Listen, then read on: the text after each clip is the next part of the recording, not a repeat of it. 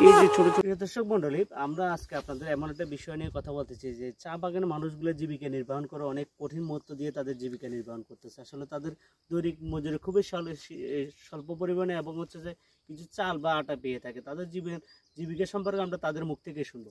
ভাই, আপনাদের দৈনিক কত টাকা করে মজুরি পান? 178 টাকা 50 পয়সা। এখন তো দ্রব্যমূল্য অনেক দাম বেশি, কিন্তু 178 টাকা দিতে আসলে আপনাদের জীবন জীবিকা কিছু হয় না। কিছু করার মতো নাই, কারণ আমরা তো চা বাগানের চা শ্রমিক।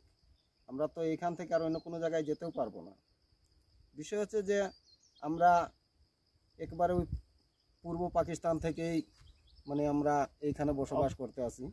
বিদায় আমরা অন্য কোনো জায়গাতে যাওয়া বা বাইরে আমাদের যে জায়গা মিরাসও নেই বা কিনতে পারার মতো কোনো ক্ষমতা নেই, সেই জন্য আমরা চা বাগানে বসবাস করতে আসি।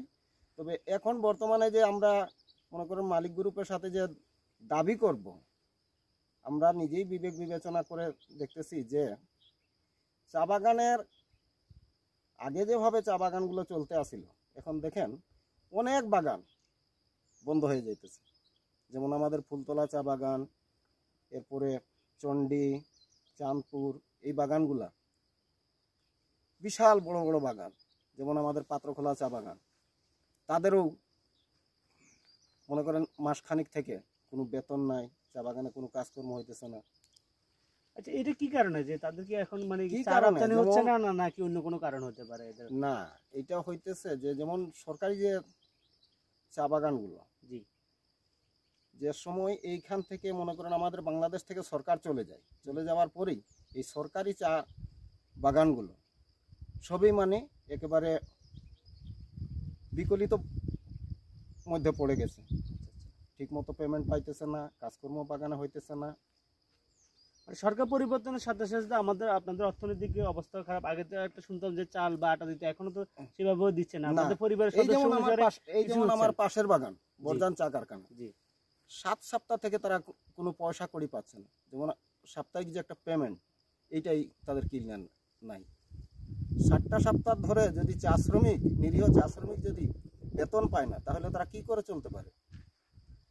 সুপ্রিয় দর্শক মন্ডলী, আমরা শুনেছেন যে তাদের বর্তমান চিত্র যে 175 টাকা পেমেন্ট পায়, কিন্তু দীর্ঘদিন ধরে পেমেন্ট পাচ্ছে না। সরকার পরিবর্তন হওয়ার কারণে আসলে তাদের দীর্ঘদিন মালিক পক্ষের অবস্থা খারাপ, তিনি যেটা বলতে চেয়েছেন বারবার। আরেকটা বিষয় হচ্ছে যে দেখেন, এই যে 175 টাকা পেমেন্ট পাচ্ছে, এই 175 টাকা দিয়ে আসলে মানুষের, আমাদের যারা মানে মধ্যবিত্ত পরিবার বা উচ্চ পরিবারদের চায়ের বিলে হয় না। সে জায়গায় তারা দৈনিক সারাক্ষণ পরিশ্রম করে 175 টাকা দিয়ে এক লিটার তেলও পাচ্ছে না ঠিকভাবে। তাহলে চিন্তা করে দেখেন দেশের জনগণের অবস্থান কি এবং চা বাগানের শ্রমিকদের অবস্থা কি। আমরা আসলে আমাদের যার অবস্থান থেকে চা বাগানের শ্রমিকদের পাশে থাকার চেষ্টা করব।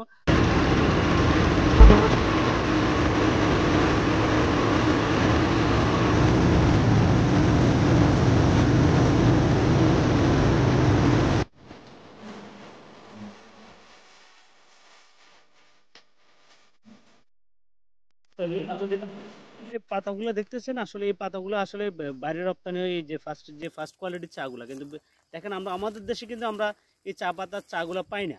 তো তারপরেও দেখেন চা পাতার যে শ্রমিক কাজ করে, এটা 165 টাকা করে পেমেন্ট পাচ্ছে, বা 175 বা 180 কোনো কোনো চা বাগানে যেটা দেখেছি আমরা। কিন্তু আসলে পেমেন্টও তারা হচ্ছে সঠিকভাবে পাচ্ছে না। আবার হচ্ছে যে আপনার শ্রমিকের মালিক পক্ষও তাদের হচ্ছে যে ওভাবে অর্থনৈতিক অবস্থা খারাপ। তাহলে আবার চা পাতারও দাম বেশি। তাহলে দেখেন এখানে একটা সিন্ডিকেটও কাজ করতেছে। আসলে অবহেলিত শ্রমিকদের পাশে আসলে এই নির্জনের ইয়েগুলোতে কেউ আসে না, কেউ দেখার মতন সরকারি আসলে তদারকি ব্যবস্থা নাই। আসলে আমরা এই ডকুমেন্টারির মাধ্যমে আমরা চেষ্টা করেছি যে চা বাগান শ্রমিকদের জীবিকা কি অবস্থা, কোথায় তাদের গ্যাপিংটা। আসলে সবসময় আমরা এর মাধ্যমে আমরা সরকারকে অনুরোধ করব যে চা বাগান শ্রমিকদের পাশে থাকার জন্য। আমাদের চ্যানেলের সাথে থাকুন, টুর ল্যাবের সাথে থাকুন, আপনাদেরকে সবসময় আপডেট দেওয়ার চেষ্টা করেছি। ধন্যবাদ সবাইকে।